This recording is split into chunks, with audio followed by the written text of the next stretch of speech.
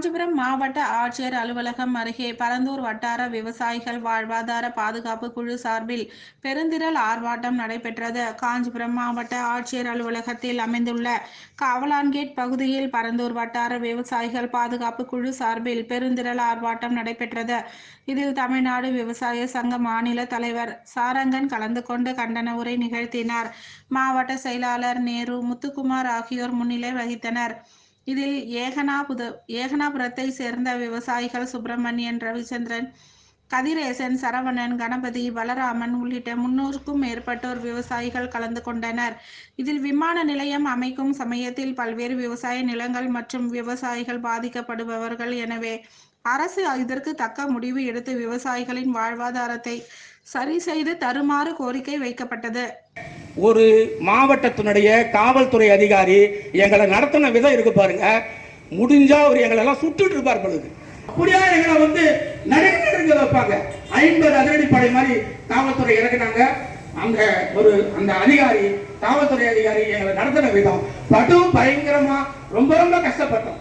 இப்பவே இந்த நிலைமைன்னா இன்னும் இந்த அரசாங்கம் இன்னும் நம்ம நிலையெடுக்கும் போதெல்லாம் ஒரு சூழ்நிலை, நம்ம போராட்டம் வெற்றி பெறாத சூழ்நிலை இருந்தா நம்மளெல்லாம் ஏழை அழுத கண்ணீர் கூடிய வாழை போட்டது. நாங்க எதையும் கையில் எடுக்க மாட்டோம். அறவழியில மட்டும்தான் போராடுவோம். காலம் பதில் சொல்லும், இயற்கை பதில் சொல்லும். எங்களை நிச்சயம் நாங்கள் வணங்குகின்ற தெய்வம் காப்பாற்றும் என்று கூறி வாய்ப்புக்கு நன்றி கூறி விடைபெறுகிறேன். நன்றி, வணக்கம். அடுத்ததாக நெல்வாய் கிராமத்தை சேர்ந்த மாலை வணக்கத்தை தெரிவித்துக் கொள்கிறேன். நேரம் குறைவாக தான் கொடுத்துருக்காங்க. ஒரு 5 நிமிஷம் தான் கொடுத்துருக்காங்க. அதனால் ரொம்ப நேரம் பேச முடியாது. சுருக்கமாக சொல்ல வர அவரோட வேலை இப்போ பின்னாடி இருக்கிறவங்க சில பேருக்கு புரிஞ்சிருக்கும், சில பேர் புரியாமல் இருக்கும். மாவட்ட ஆட்சியரோட கலெக்டர் ஆஃபீஸ் எதுக்கு உட்காந்துருக்காங்க, அவங்களுக்கு சம்பளம் எதுக்கு வாங்குறாங்கன்னா மக்களுக்கு சேவை பண்ணுறதுக்கு தான். நம்ம தான் சம்பளம் கொடுக்குறோம் அவங்களுக்கு. அவங்க மேலேருந்து மரத்துலேருந்து பிடிக்கிட்டு வரல. நம்மக்கிட்ட இருக்கிற காசு தான் பணமாக சம்பளமாக போகுது. அப்போ நமக்கு வேலை செய்கிற கலெக்டர் ஆஃபீஸில் என்ன நடந்துருக்குதுன்னு பாருங்கள்.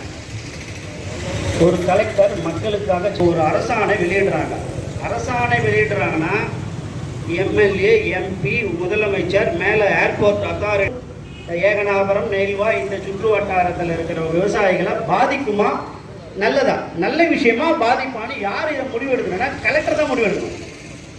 எம்எல்ஏ, எம்பி இன்னைக்கு தான் எம்எல்ஏ, எம்பி, அடுத்த 5 மாதம் கலெக்டர் என்னைக்குமே கலெக்டர் தான். அவர் 58 வயசு ஆர்வம்ல கலெக்டர் தான் அவர். அப்படியாப்பட்ட ஒரு கலெக்டர் நமக்கு எதிரான விஷயத்தை ஜிஓவை பாஸ் பண்ணியிருக்காங்க. இது எந்த விதத்தில் நியாயம்? மக்களை ஏதாவது